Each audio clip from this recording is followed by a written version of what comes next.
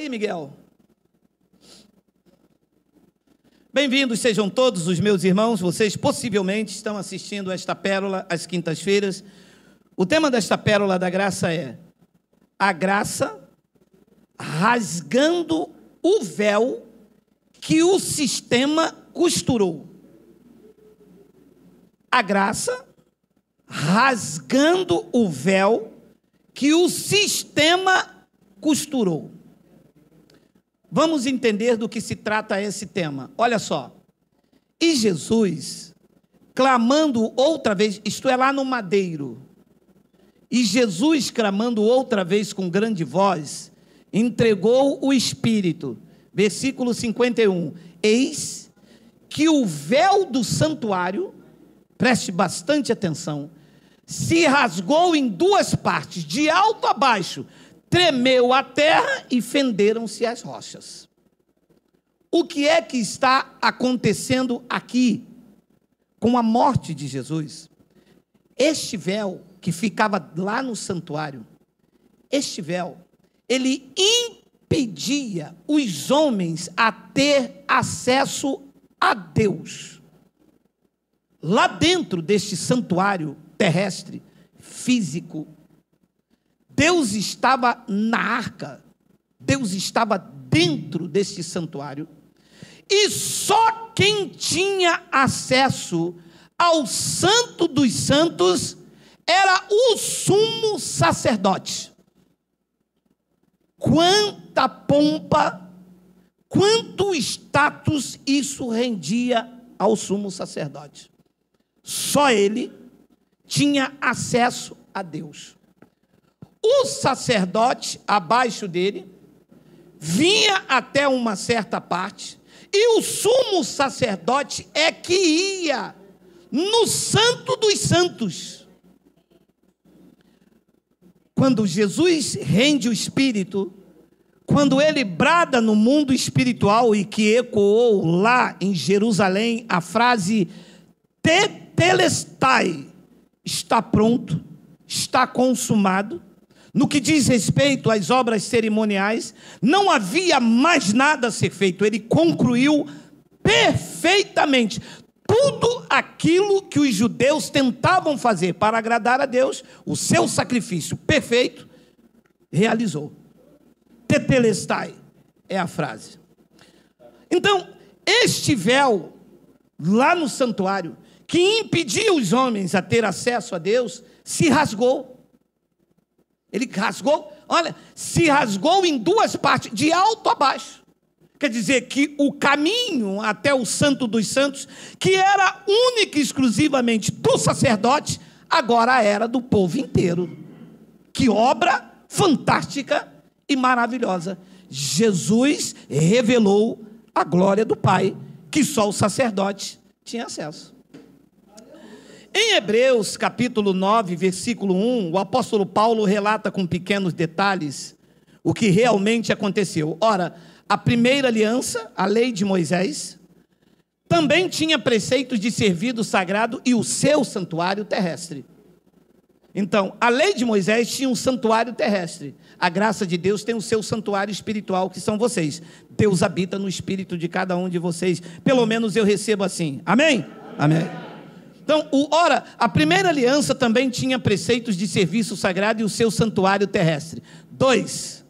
Com efeito, foi preparado o tabernáculo, cuja parte anterior, onde estava o candeeiro e a mesa, a exposição dos pães, que se chama o santo lugar. Até aqui era o sacerdote que vinha.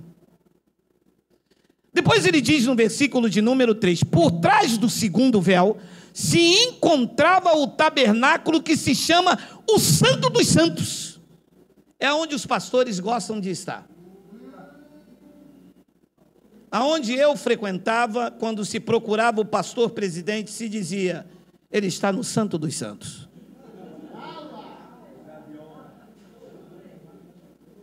Gente, mas quando a gente lia o Antigo Testamento, e a igreja é baseada no Antigo Testamento, a teologia evangélica está baseada no Antigo Testamento. Então, quando a gente ouvia falar que o anjo, e eles usavam essa expressão, que o anjo da igreja estava no Santo dos Santos, meu irmão, era aquele motivo de reverência, né? O homem estava em acesso a Deus.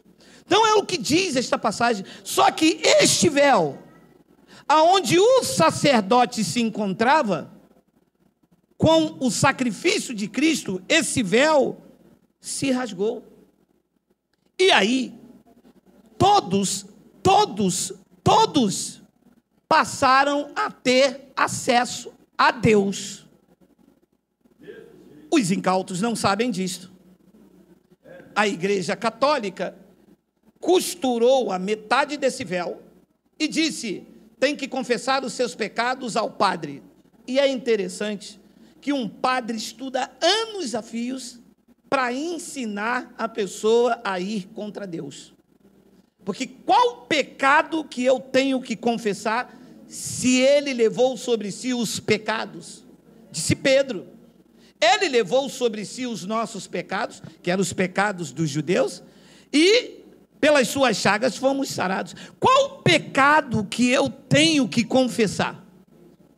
Se o padre já é um homem que vive contrário à palavra. Então, a Igreja Católica costurou metade desse véu.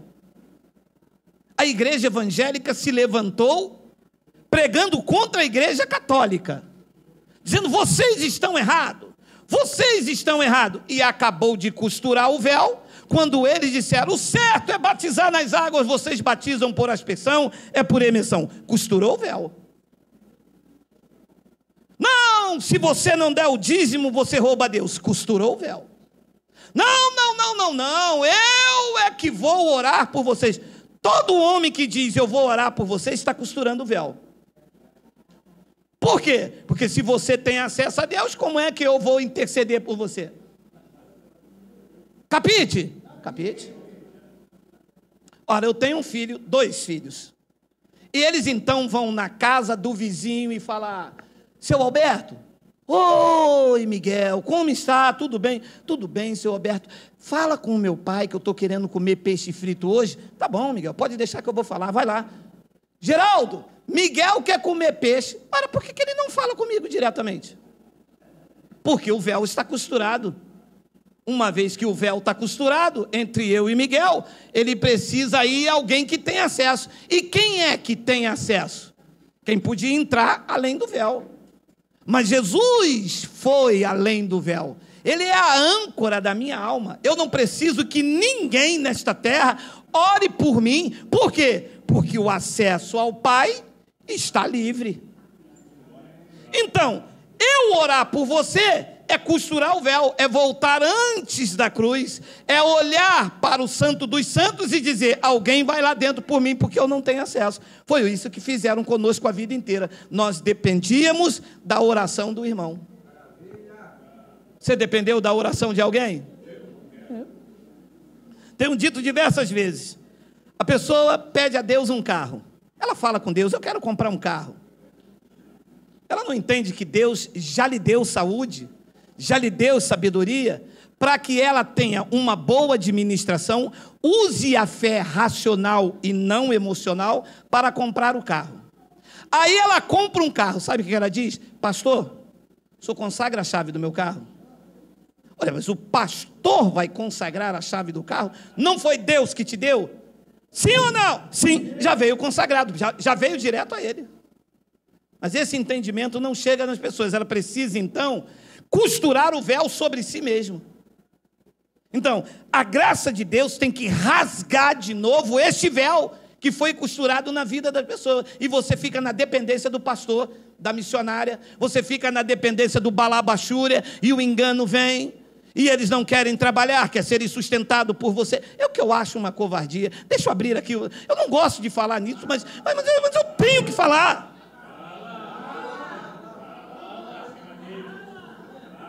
Lebanda.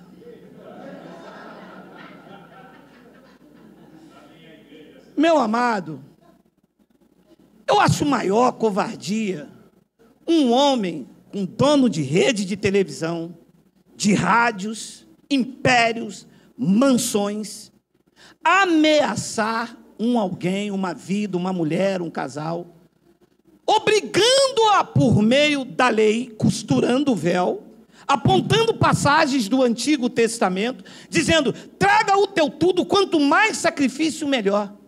Homens que deveriam tirar do que têm para ajudar os necessitados, mas eles têm, sabe, por torpe ganância, tirar das pessoas.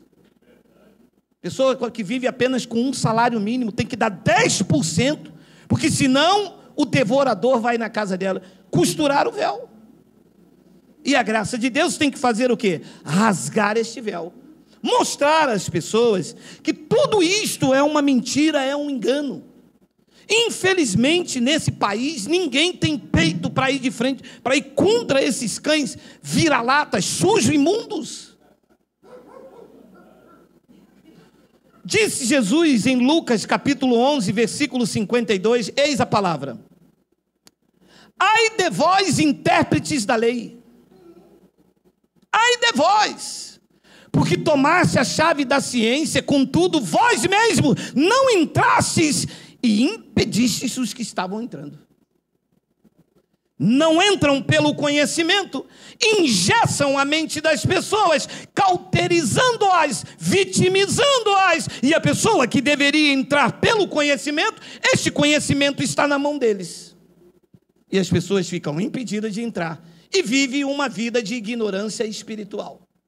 Sim, porque uma pessoa trabalhar um mês, tirar 10% para entregar para Deus, e esse dinheiro não chega sequer na mão de Deus, eu não tenho outra frase para dizer que isto é uma ignorância espiritual, e debaixo dessa ignorância a pessoa se submete à feitiçaria evangélica, porque só pode ser uma feitiçaria. É verdade. Se eu vou trabalhar e vou tirar 10% do meu dinheiro, se eu tirar 10% do meu dinheiro, eu vou tirar para fazer uma administração financeira, para no fim do ano ter um dinheiro para melhorar o meu carro, fazer a minha, um telhadozinho, comprar um churrasquinho, botar lá uma asa de frango num domingo desse com uma fatia de bacon.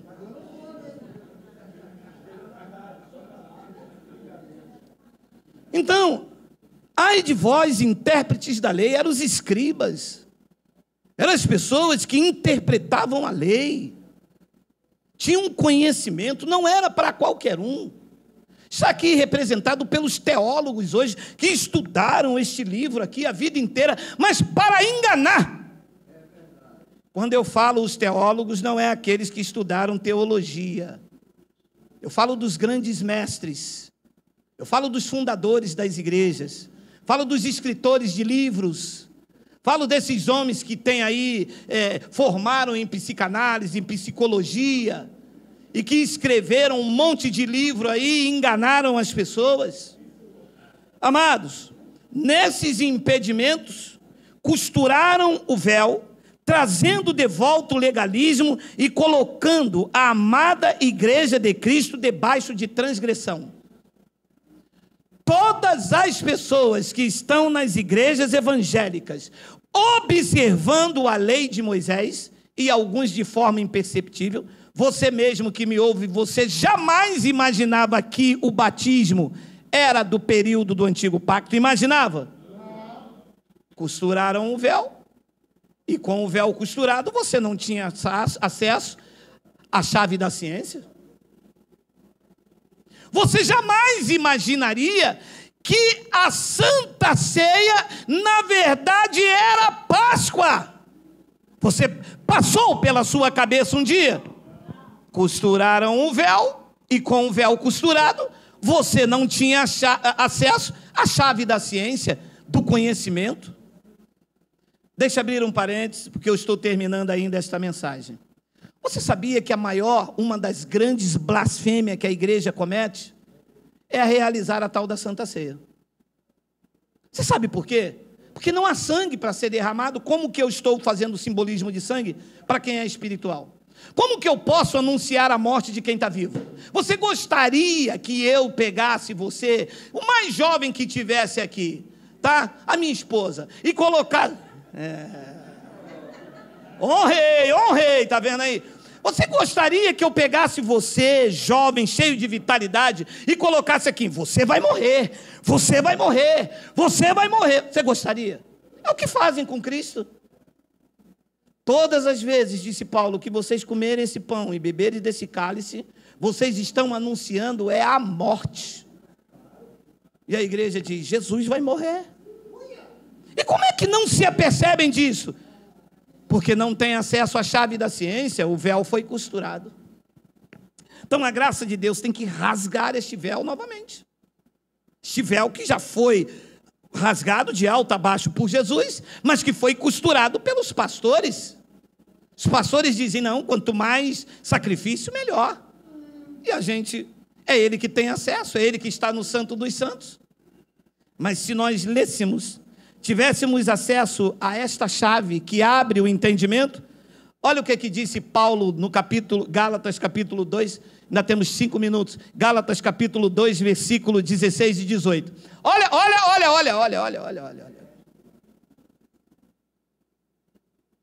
Sabendo, a igreja não sabe, mas nós sabemos, contudo, que o homem não é justificado por obras da lei. Pergunta à igreja qual é as obras da lei. A Páscoa judaica é graça ou é lei?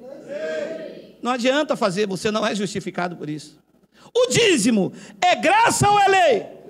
Não adianta fazer, você não é justificado por isso. Batismo nas águas, isto era uma preparação de João Batista, que veio preparar o caminho do Senhor. Na lei de Moisés, quando um cabrito, um cordeiro ia ser oferecido por sacrifício, segundo a tradição no livro de Levítico, este animal era lavado até as entranhas. João Batista, e o único que fez isso, Elias não batizou, Moisés não batizou ninguém, nenhum profeta batizou, a não ser João Batista, que veio preparar o caminho do Senhor, lavando-o, preparando para o sacrifício. Ah, mas eu nunca ouvi isso. Claro.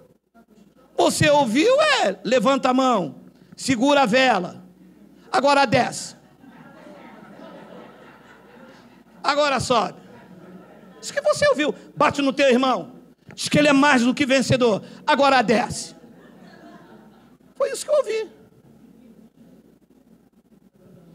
Sabendo, contudo, que o homem não é justificado pelas obras da lei. Veja, e sim mediante a fé em Cristo Jesus. Também temos crido, disse Paulo a Pedro. Isso é um confronto de Paulo com Pedro, meu irmão. O homem não tinha um birimbau, mas ele tinha uma unção. Também temos crido em Cristo Jesus para que fôssemos justificados pela fé em Cristo e não por obras da lei, pois por obras da lei ninguém será justificado. Diz o versículo de número 17, mas se procurando ser justificado em Cristo, fomos nós mesmos também achados pecadores, dar-se-á Será que é ele? Já. Mas eu vou ler. Mas se procurando ser justificado em Cristo, fomos nós mesmos também achados pecadores, dar-se-á o caso de ser Cristo ministro do pecado? É certo que não? E a igreja se acha santa ou se acha pecadora? Então, Cristo é ministro do pecado. E a igreja canta, vamos ouvir a irmã Josefina louvar a Cristo, o hino da harpa 333. Pecador, escuta a voz do Senhor, se estás cansado, venha descansar,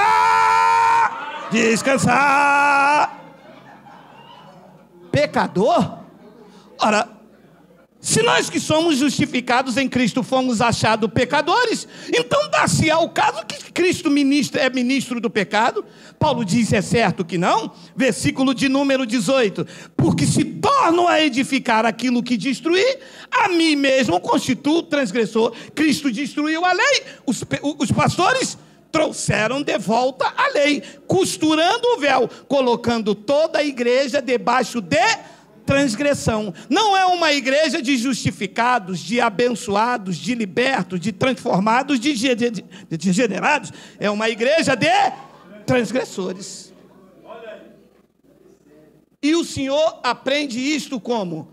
Coisando.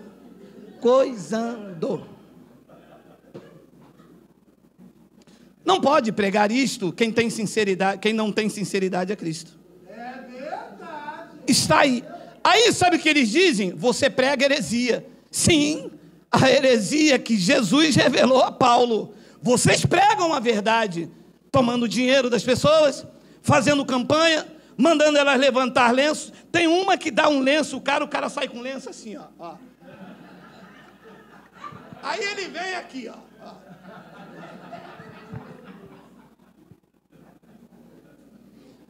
Abençoados vocês aí do YouTube e aqui presencialmente. Ouça o que o Espírito diz às igrejas.